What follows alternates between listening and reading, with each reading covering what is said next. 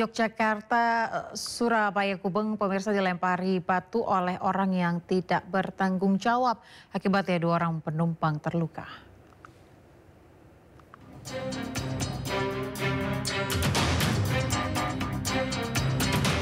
Inilah detik-detik saat seorang wanita menjadi korban aksi pelemparan batu ke kereta Sancaka eksekutif. Akibat kejadian ini, wajah dan leher wanita yang bernama Widya Anggraini ini mengalami sejumlah luka.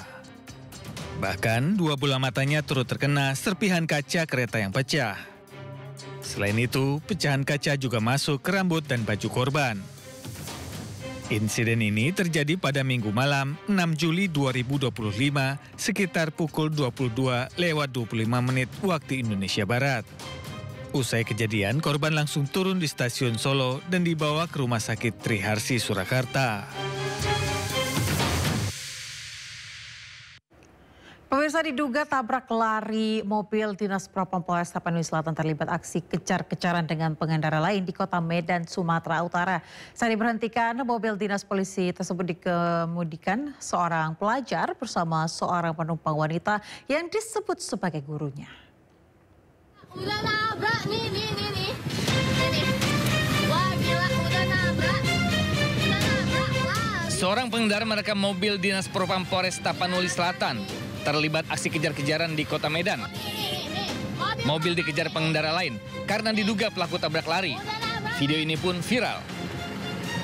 Setelah diberhentikan paksa, pengemudi mobil Dinas Propam ternyata seorang pelajar berusia 16 tahun. Ia mengemudi bersama seorang wanita dewasa yang disebut sebagai guru mengemudinya. Hasil penyelidikan, mobil dinas yang dikemudikan pelajar itu adalah milik pelaksana tugas Kasih Propam Polres Tapanuli Selatan.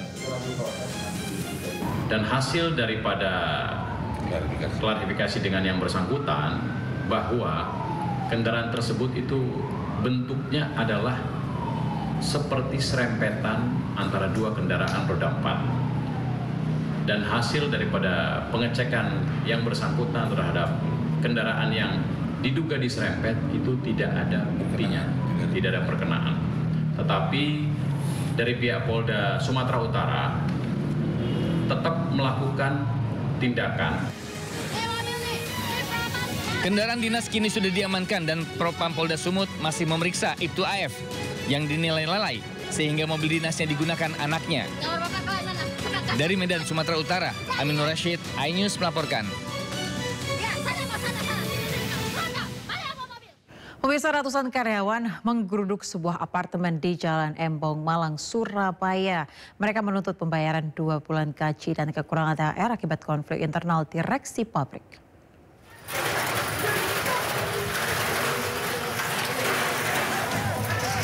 Kericuhan terjadi saat sejumlah karyawan PT Pakrin membongkar besi pembatas di sebuah apartemen di Jalan Embong, Malang, Surabaya.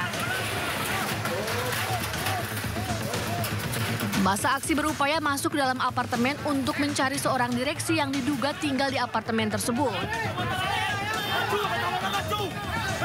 Aksi unjuk rasa ratusan karyawan yang berasal dari Mojokerto ini untuk menuntut pembayaran gaji selama 2 bulan yang belum dibayarkan, termasuk kekurangan THR tahun 2025. Hingga kini 1.500 pegawai PT Pakrin gajinya belum dibayarkan karena diduga ada konflik internal perusahaan. Adapun tuntutan mereka adalah untuk menagih pembayaran upah selama 2 bulan, bulan Mei dan Juni, dan juga pembayaran kekurangan THR tahun 2025. Hingga kini belum ada keterangan resmi dari PT Pakrin. Namun setelah dimediasi oleh pihak kepolisian, koordinator aksi bertemu langsung dengan direksi perusahaan untuk membahas gaji dan kekurangan THR. Dari Surabaya, Jawa Timur, Hari Tambayong, iNews melaporkan.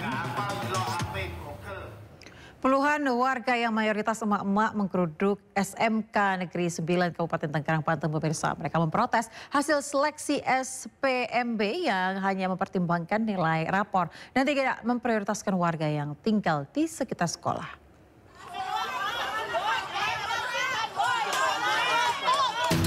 Puluhan warga yang mayoritas emak-emak menggeruduk SMK Negeri 9 Kabupaten Tangerang, Banten. Mereka memprotes hasil seleksi penerimaan murid baru SPMB yang hanya mempertimbangkan nilai rapor, sehingga membuat anak-anak mereka tidak bisa diterima di sekolah ini. Nyaris terjadi kericuhan karena pihak sekolah tidak bisa mengambil keputusan untuk mengakomodasi anak mereka. Karena penerimaan siswa baru dalam SPMB jenjang SMK negeri hanya ditentukan oleh nilai rapor karena tidak ada jalur domisili. Beruntung aparat kepolisian dan TNI di lokasi dapat menenangkan warga. Terus hasil tesnya katanya jelek gitu. Harapan warga apa, Bu? Harapan warga pengennya orang pribumi dulu masuk gitu, baru orang lain. Untuk SMK kita tidak ada jalur domisili maupun donasi, Pak. Jadi SMK itu hanya berdasarkan dari nilai raport, kemudian ada tes wawancara, tes potensi akademik, itu aja sih kalau untuk kriteria diterima di SMK 9 Kabupaten Tangerang Selatan. Meski demikian, pihak sekolah berencana akan berkoordinasi dengan Dinas Pendidikan Provinsi Banten untuk mencari solusi atas kekisruhan SPMB untuk jenjang SMK negeri ini. Dari Kabupaten Tangerang, Banten, Aima Rani, Anyus melaporkan. Merebaknya dugaan praktek prostitusi di Ibu Kota Nusantara atau IKN pemirsa di Kalimantan Timur ini membuat Menteri Koordinator Bidang Pemberdayaan Masyarakat Abdul Muhaimin Iskandar atau Caimin kaget. Menko PMK bahkan akan melakukan pengecekan guna menindaklanjuti kebenarannya.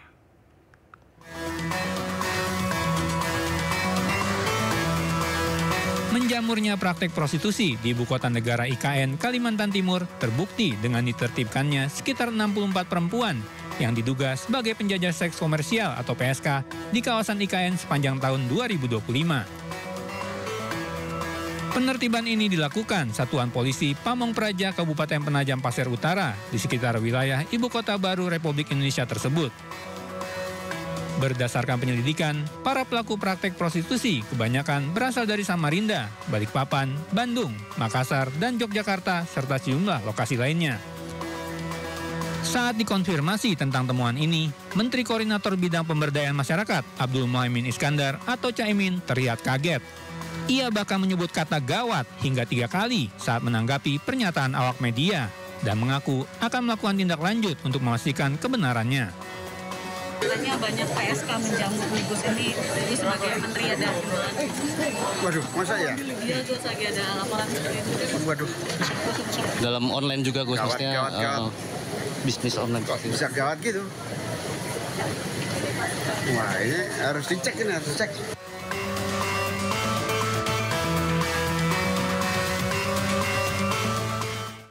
Terlapor kasus ijazah Jokowi, Roy Suryo CS mendatangi Polda Metro Jaya. Kehadiran mereka ke Polda Metro Jaya pemirsa untuk memberikan klarifikasi atas pemanggilan Polda pada pekan lalu.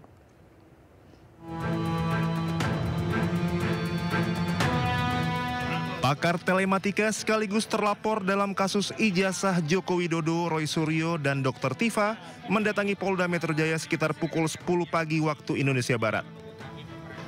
Kehadiran Roy Suryo CS ke Polda untuk memberikan klarifikasi atas pemanggilan terhadap dirinya. Roy Suryo menyebutkan dirinya menghormati tugas kepolisian. Dan sebagai warga negara yang baik, dirinya hadir untuk memberi klarifikasi. Usai pemanggilan, Roy Suryo menambahkan bahwa laporan terhadap Roy Suryo CS tidak berdasar hukum. Pasalnya sebuah laporan harus ada korban dan pelaku dalam sebuah kasus. Sangat-sangat profesional dan sangat komprehensif. Jadi artinya kami ini menghormati ya tugas masing-masing. Jadi artinya kami tetap datang sesuai dengan undangan dan ini adalah undangan yang kedua. Ya gitu, karena undangan pertama kami memang sepakat untuk tidak hadir karena undangan itu tidak jelas ya. Tidak ada nama terlapornya, tidak ada lokus dan tidak ada tempusnya. Jadi tidak ada lokasi dan tidak ada waktunya. Nah, ternyata bagus dengan kami tidak hadir, kemudian dengan adanya kami minta untuk ada terlapornya, maka ketika tadi sudah ada nama terlapornya, nah itu ada hak di dalam Undang-Undang Dasar 1945 khususnya pasal 28, hak asasi manusia. Kalau kita sudah menjadi terlapor, maka kita berhak untuk tidak memberikan keterangan. Ya, karena itu hak dari kita. Buat apa kita memberikan keterangan kalau ternyata keterangan itu malah nanti akan digunakan untuk menjerat kita dan teman-teman semuanya. Yang kedua benar sekali apa kata tadi Bang Kosinudin ya, bahwa mereka itu yang lapor-lapor ini, yang lapor-lapor ini aneh gitu. Karena itu adalah tidak ada kaitan hukumnya, tidak ada saudara, hubungan darah dia dengan Joko Widodo. Ya gitu, jadi aneh kalau mereka kemudian merasa ikut menjadi yang harus melaporkan, gitu terhina-hinanya, serendah-rendahnya itu nggak ada. Dan juga lucunya mereka mendalilkan beberapa pasal ya, terutama 160 yang itu sifatnya adalah penghasutan. Dan mungkin mereka tidak mengerti atau lupa, jadi harus belajar dulu bahwa pasal penghasutan itu 160 itu sudah ada putusan MK yang buat itu adalah menjadi delik material, bukan lagi delik formal. Jadi harus ada korban yang dihasut dan yang dihasut itu membuat kerusuhan. Sebelumnya, Roy Suryo CS mengaku sengaja tidak menghadiri pemanggilan Polda Metro Jaya pada 2 Juli lalu karena di dalam surat pemanggilan tidak jelas siapa terlapor dan pelapor. Tim Liputan Anyus melaporkan.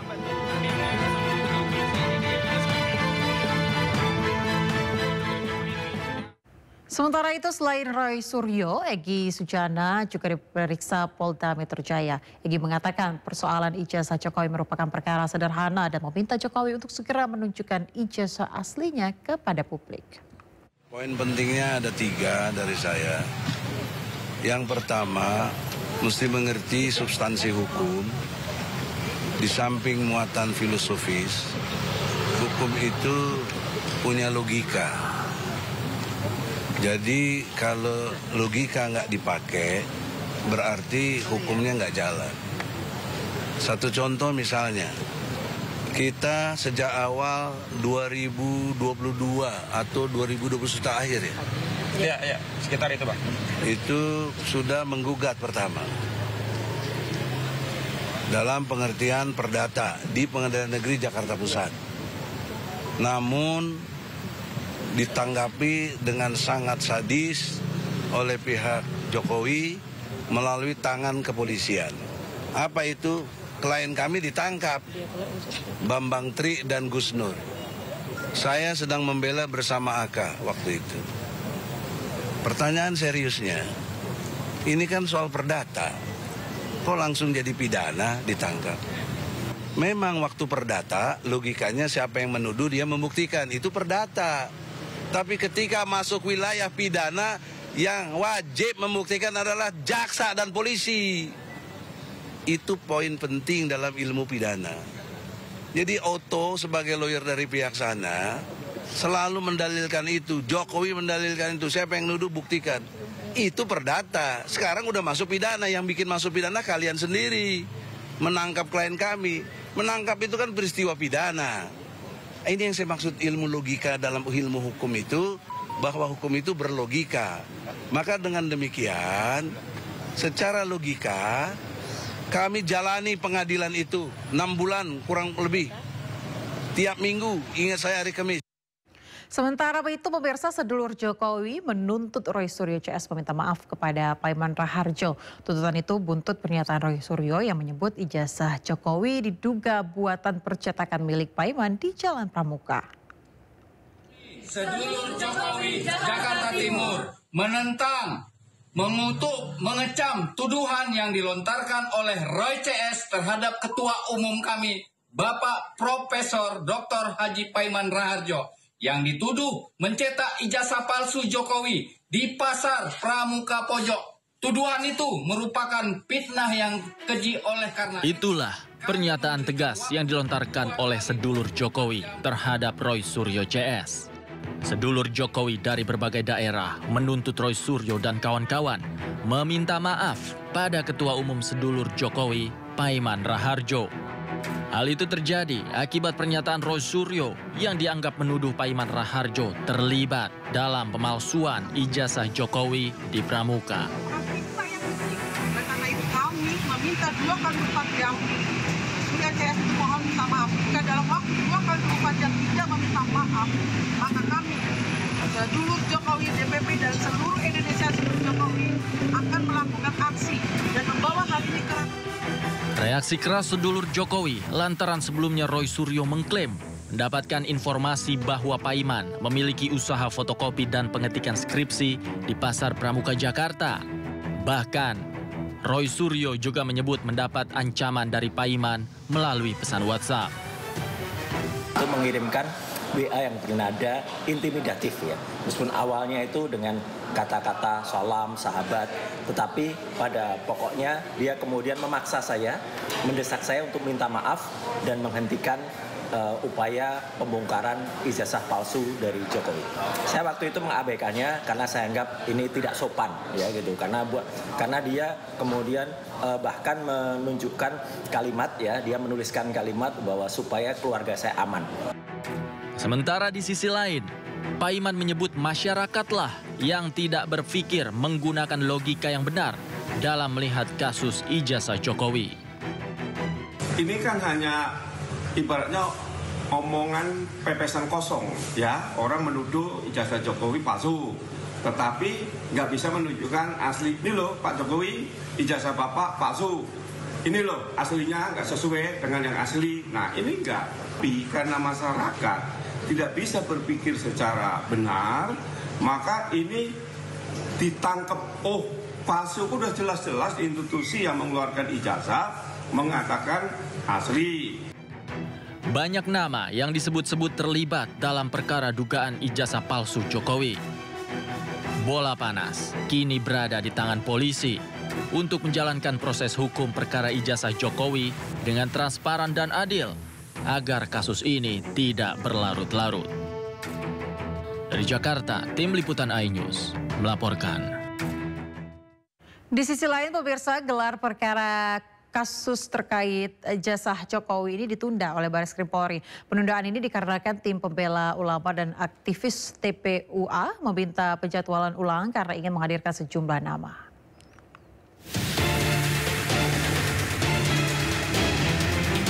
Bareskrim Polri menunda gelar perkara khusus perkara tudingan ijazah palsu Joko Widodo. Gelar perkara khusus yang dijadwalkan pada 3 Juli ini diundur menjadi pekan depan hari Rabu 9 Juli mendatang. Kepala Biro Penerangan Masyarakat Divisi Humas Polri Brigjen Pol Trunoyudo Wisnu Andiko menyebut gelar perkara ditunda karena TPUA meminta perjadwalan ulang karena ada sejumlah nama yang akan dilibatkan. Karena alasan permintaan sejumlah nama tersebut, Bareskrim Polri pun menunda gelar perkara khusus dan menjadwalkan ulang pada 9 Juli mendatang. Namun hal ini dibantah pihak tim pembela ulama dan aktivis atau TPUA. Wakil Ketua TPUA Rizal Fadila menegaskan bahwa penundaan ini bukanlah permintaannya. TPUA telah siap mengikuti gelar perkara khusus hari ini. Akhirnya menunda itu adalah penuh kewenangan dari Bareskrim. Jadi bukan kita yang minta penundaan, gitu ya. Ini perlu klarifikasi bahwa TPUA tidak minta penundaan, gitu ya. TPUA sudah siap untuk melaksanakan gelar perkara khusus tanggal 3 ini, gitu kan. Tapi karena ada jawaban penundaan, ya kita akan ikuti. Desakan gelar perkara khusus terkait ijazah Jokowi ini datang dari tim pembela ulama dan aktivis. Mereka menilai pernyataan Bareskrim soal ijazah Jokowi asli tidak berimbang dan transparan. Tim liputan iNews melaporkan.